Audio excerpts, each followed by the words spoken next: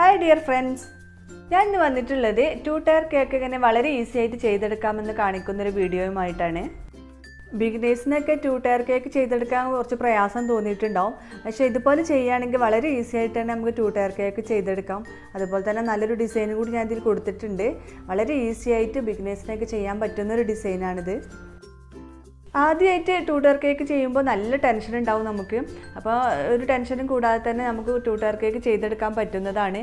ഈ വീഡിയോ കാണുമ്പോൾ തന്നെ നിങ്ങൾക്ക് മനസ്സിലാവും വളരെ ഈസി ആയിട്ട് നമുക്ക് 2 ടയർ കേക്ക് ചെയ്യാമെന്ന്. അപ്പോൾ നമുക്ക് വീഡിയോ ഒന്ന് കണ്ടു നോക്കാം.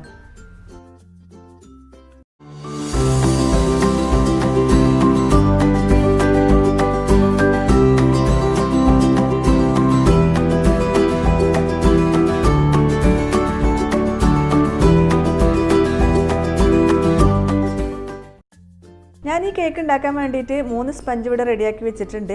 ഒരു 1 kg 2 1/2 kg ആയിട്ടാണ് ചെയ്തിട്ടുള്ളത്. മുകളിൽ ഞാൻ ടാൾ കേക്ക് ആയിട്ടാണ് ചെയ്യുന്നത്. അപ്പോൾ അതിന് വേണ്ടിയിട്ടാണ് 2 1/2 kg സ്പഞ്ച് ഇവിടെ റെഡിയാക്കിയിട്ടുള്ളത്. ഞാനിവിടെ ചോക്ലേറ്റ് സ്പഞ്ചാണ് റെഡിയാക്കിയിട്ടുള്ളത്. നിങ്ങൾക്ക് ഇഷ്ടമുള്ള ഏത് ഫ്ലേവർ വേണമെങ്കിലും ഇത് ചെയ്തെടുക്കാം. ചോക്ലേറ്റ് സ്പഞ്ച് ഉണ്ടാക്കുന്ന വീഡിയോ ഒക്കെ ഞാൻ ഇതിനു മുമ്പ് ഒരുപാട് കാണിച്ചിട്ടുള്ളതാണ്. അപ്പോൾ അതുകൊണ്ട് ഇതിൽ ഞാൻ അതിൻ്റെ റെസിപ്പി ഉൾപ്പെടുത്തിയിട്ടില്ല. ഇനി നമുക്കിതൊന്ന് 3 ലെയറായിട്ട് കട്ട് ചെയ്തെടുക്കാം. സ്പഞ്ച് ഇവിടെ ഓരോന്നും 3 ലെയറായിട്ട് കട്ട് ചെയ്തെടുത്തിട്ടുണ്ട്. ചോക്ലേറ്റ് ക്രീം വെച്ചിട്ടാണ് ഞാൻ ഈ കേക്ക് ഐസിങ് ചെയ്തെടുക്കുന്നത്. അപ്പോൾ അതിന് വേണ്ടിയിട്ട് വിപ്പ് ചെയ്ത് വെച്ചിട്ടുള്ള ക്രീമിലേക്ക് 2 ടേബിൾ സ്പൂൺ ചോക്ലേറ്റ് ഗണാഷ് ഒഴിച്ചു കൊടുക്കുന്നുണ്ട്. 1/2 കപ്പ് വിപ്പിംഗ് ക്രീമിലേക്ക് 1 കപ്പ് ഡാർക്ക് കോമ്പൗണ്ട് ഗ്രേറ്റ് ചെയ്ത് ഇട്ട് കൊടുത്തതിന് ശേഷം ഡബിൾ ബോയിൽ ചെയ്തെടുത്തതാണിത്. അതൊന്ന് തണുത്തതിന് ശേഷമാണ് ഞാൻ ഈ ക്രീമിലേക്ക് ചേർത്ത് കൊടുത്തിട്ടുള്ളത്. ഇനി ഇത് നല്ല പോലെ ഒന്ന് ബീറ്റ് ചെയ്തെടുക്കണം. 1/2 കപ്പ് വിപ്പിംഗ് ക്രീമാണ് ഞാൻ ഈ കേക്ക് ഐസിങ് ചെയ്യാൻ വേണ്ടി എടുത്തിട്ടുള്ളത്. ഇത് ക്രം കോട്ട് ചെയ്തെടുക്കാനേ ഉണ്ടാവുകയുള്ളൂ. സെക്കൻഡ് കോട്ട് ചെയ്യാൻ വേണ്ടിയിട്ട് നമുക്ക് ക്രീം വേറെ ബീറ്റ് ചെയ്യാം. കേക്ക് ബോർഡുമ്പോൾ കുറച്ച് ക്രീം അപ്ലൈ ചെയ്ത് കൊടുത്തതിന് ശേഷം ഒരു ലെയർ സ്പഞ്ച് വെച്ച് കൊടുക്കാം. ഇനി ഇതിൻ്റെ മുകളിലായിട്ട് ഷുഗർ സിറപ്പ് സ്പ്രെഡ് ചെയ്ത് കൊടുക്കണം. ഷുഗർ സിറപ്പിലേക്ക് 2 ടേബിൾ സ്പൂൺ കണ്ടൻസ്ഡ് മിൽക്ക് കൂടി ഞാൻ ചേർത്ത് കൊടുത്തിട്ടുണ്ട്. ഷുഗർ സിറപ്പിലേക്ക് കണ്ടൻസ് മിൽക്ക് കൂടി ചേർത്തിട്ട് വെറ്റ് ചെയ്തെടുക്കുകയാണെങ്കിൽ കേക്കിന് നല്ലൊരു ടേസ്റ്റാണ്. ഇനി ഇതിന് മുകളിലായിട്ട് ക്രീം ഇട്ട് കൊടുക്കാം. ക്രീം ബീറ്റ് ചെയ്തതിന് ശേഷം ഒരു പൈപ്പിംഗ് ബാഗിലേക്ക് മാറ്റിയിട്ട് ഇതുപോലെ ചെയ്തെടുത്താൽ മതി. നമ്മൾ ഇതുപോലെ ചെയ്തെടുക്കുകയാണെങ്കിൽ എല്ലാ ഭാഗത്തും ഒരേ കട്ടിയിൽ തന്നെ ക്രീം ഇട്ട് കൊടുക്കാൻ പറ്റും. ഒരു സ്പാച്ചിൽ വെച്ചിട്ടാണ് നമ്മൾ ഇതുപോലെ ചെയ്യുന്നതെങ്കിൽ പല ഭാഗത്തും പല കട്ടിയായിരിക്കും ക്രീമിന്. അപ്പോൾ അതുകൊണ്ട് ഒരു പൈപ്പിംഗ് ബാഗിലേക്ക് മാറ്റിയതിന് ശേഷം ചെയ്തെടുക്കുകയാണ് ഏറ്റവും നല്ലത്. ഇനി ഇതിന് മുകളിലായിട്ട് ചോക്ലേറ്റ് ഗണാഷ് ഒഴിച്ചു കൊടുക്കുന്നുണ്ട്. നമ്മൾ ക്രീമിലേക്ക് ഇട്ട് കൊടുത്തിട്ടുള്ള ചോക്ലേറ്റ് ഗണാഷ് തന്നെയാണ്. അതിൻ്റെ ബാക്കി ബാലൻസ് ഉള്ളതാണ് ഞാൻ ഇതിലേക്ക് ഇട്ട് കൊടുക്കുന്നത്. ഇനി ഇതിന് പകരം ചോക്കോ ചിപ്സോ അല്ലെങ്കിൽ നട്ട്സ് ഉണ്ടെങ്കിൽ അതൊക്കെ നമുക്ക് ചേർത്ത് കൊടുക്കാൻ പറ്റുന്നതാണ്.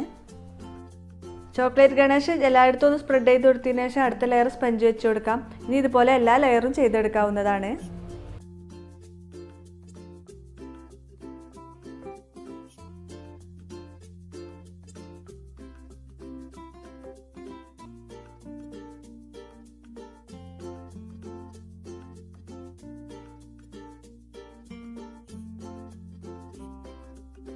അപ്പോൾ നമ്മുടെ 1 kg കേക്ക് ഇവിടെ ക്രം കോട്ട് ചെയ്തെടുത്തിട്ടുണ്ട്. ഇനി ഇത് ഫ്രിഡ്ജിലേക്ക് മാറ്റാം. ചുരുങ്ങിയത് ഒരു അരമണിക്കൂറെങ്കിലും ഫ്രിഡ്ജിൽ വെച്ചതിന് ശേഷം സെക്കൻഡ് കോട്ട് ചെയ്യാൻ പാടുള്ളൂ.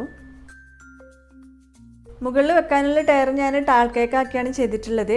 2 1/2 kg സ്പഞ്ച് ഒരുമിച്ച് വെച്ചിട്ടാണ് ഇത്ര ഹൈറ്റ് കിട്ടിയിട്ടുള്ളത്. ഇനി ഇതും കൂടി നമുക്ക് ക്രം കോട്ട് ചെയ്തെടുത്തിട്ട് ഫ്രിഡ്ജിലേക്ക് മാറ്റാം. അപ്പോൾ നമ്മുടെ 2 കേക്കും ക്രം കോട്ട് ചെയ്തതിന് ശേഷം അരമണിക്കൂർ ഫ്രിഡ്ജിൽ വെച്ച് തണുപ്പിച്ചെടുത്തിട്ടുണ്ട്. ഇനി ഇതിലേക്ക് സെക്കൻഡ് കോട്ട് ചെയ്യണം. അപ്പോൾ അതിന് വേണ്ടിയിട്ടുള്ള ക്രീം നമുക്ക് ബീറ്റ് ചെയ്തെടുക്കാം. ഞാൻ ഈ കേക്ക് പിസ്ത കളറിലാണ് ചെയ്തെടുക്കുന്നത്. അപ്പോൾ അതിന് വേണ്ടിയിട്ട് മാജിക്കിൻ്റെ ഗ്രീൻ കളർ ഞാൻ ഇതിലേക്ക് കുറച്ച് ചേർത്ത് കൊടുക്കുന്നുണ്ട്. ഇത് ജെൽ കളറാണ്. ഒരു 2-3 ഡ്രോപ്പ് ചേർത്ത് കൊടുത്തിട്ട് നന്നായിട്ടൊന്ന് ബീറ്റ് ചെയ്തെടുക്കാം. അപ്പോൾ നല്ലൊരു പിസ്ത കളർ നമുക്ക് കിട്ടും. ഇനി ഈ ക്രീം ഒരു പൈപ്പിംഗ് ബാഗിലേക്ക് മാറ്റിയിട്ട് ഇതുപോലെ ക്രീം ഇട്ട് കൊടുക്കാം. സ്പാച്ചിൽ വെച്ചിട്ട് നമുക്ക് ക്രീം ഇട്ട് കൊടുക്കാവുന്നതാണ്. പക്ഷേ ഈ പൈപ്പിംഗ് ബാഗിലേക്ക് മാറ്റിയതിന് ശേഷം ഇതുപോലെ ചെയ്തെടുക്കുകയാണെങ്കിൽ നമുക്ക് എല്ലായിടത്തും ഒരുപോലെ ക്രീം എത്തിക്കാൻ പറ്റും. ബിഗിനേഴ്സൊക്കെ ചെയ്തെടുക്കുമ്പോൾ ഇതുപോലെ ചെയ്യാണ് നല്ലത്. എന്നാൽ നമുക്ക് കേക്കിന് പെട്ടെന്ന് തന്നെ ക്രീം ഇട്ട് കൊടുക്കാൻ പറ്റുന്നതാണ്. അതിനുശേഷം ഒരു സ്പാച്ചിൽ വെച്ചിട്ട് നമുക്ക് കേക്ക് ഫിനിഷ് ആക്കിയെടുക്കാം. സ്പാച്ചില വെച്ചിട്ടുള്ളൊരു ഡിസൈനാണ് ഞാനിതുമ്പോൾ കാണിക്കുന്നത്. അപ്പോൾ അതുകൊണ്ട് തന്നെ ഒരുപാട് ഫിനിഷാക്കി എടുക്കണമെന്നില്ല. ഏകദേശമൊക്കെ ഒന്ന് ഫിനിഷായി കഴിഞ്ഞാൽ നമുക്ക് ഈ ഡിസൈൻ ഇതുമ്പോൾ ചെയ്യാം. ഇപ്പോൾ കേക്ക് ഏകദേശമൊക്കെ ഫിനിഷാക്കി എടുത്തിട്ടുണ്ട്. ഇനി ഇതുപോലെ ഒരു സ്പാച്ചില വെച്ചിട്ട് ജസ്റ്റ് ഒന്ന് പ്രസ് ചെയ്ത് കൊടുത്തതിന് ശേഷം മുകളിലേക്കൊന്ന് വലിച്ചു കൊടുക്കുക. അപ്പോൾ നമ്മുടെ ഡിസൈൻ ഇതുപോലെ ചെയ്തെടുക്കാൻ പറ്റുന്നതാണ്. ഈ ഡിസൈൻ ക്രീം ഇട്ട് കൊടുത്ത ഉടനെ തന്നെ ചെയ്യണം. ഫ്രിഡ്ജിൽ വെച്ച് തണുത്തതിന് ശേഷം ചെയ്തെടുക്കാൻ പറ്റില്ല. ക്രീം ഇട്ട് കൊടുത്ത ഉടനെ തന്നെ ആവുമ്പോൾ ഇതുപോലെ പ്രസ് ചെയ്ത് കൊടുക്കുമ്പോൾ മുകളിലേക്ക് വരുള്ളൂ. അപ്പോൾ അതുകൊണ്ട് ഫ്രിഡ്ജിൽ വെച്ച് തണുത്തതിന് ശേഷം ചെയ്യരുത്. ഇപ്പോൾ 2 കേക്കും ഞാനിതുപോലെ സ്പാച്ചിൽ വെച്ചിട്ട് ഡിസൈൻ ചെയ്തെടുത്തിട്ടുണ്ട്. ഇനി ഈ കേക്കിന് മുകളിലേക്ക് അടുത്ത കേക്ക് വെച്ച് കൊടുക്കണം. അപ്പോൾ അതിന് വേണ്ടിയിട്ട് ഈ കേക്കിന് മുകളിൽ ഇതുപോലെ സ്ട്രോ ഇറക്കി കൊടുക്കാം.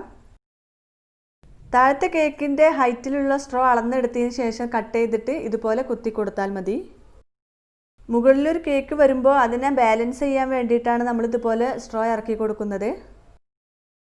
ഇനി മുകളിൽ വെക്കാനുള്ള കേക്കിൻ്റെ താഴെ ഇതുപോലെ സ്പാച്ചില വെച്ചിട്ട് ഒന്ന് ഇളക്കി കൊടുക്കാം. ഇതുപോലെ പതുക്കെ ഒന്ന് കുത്തി കൊടുത്തതിന് ശേഷം ഒന്ന് റൊട്ടേറ്റ് ചെയ്തെടുത്താൽ മതി.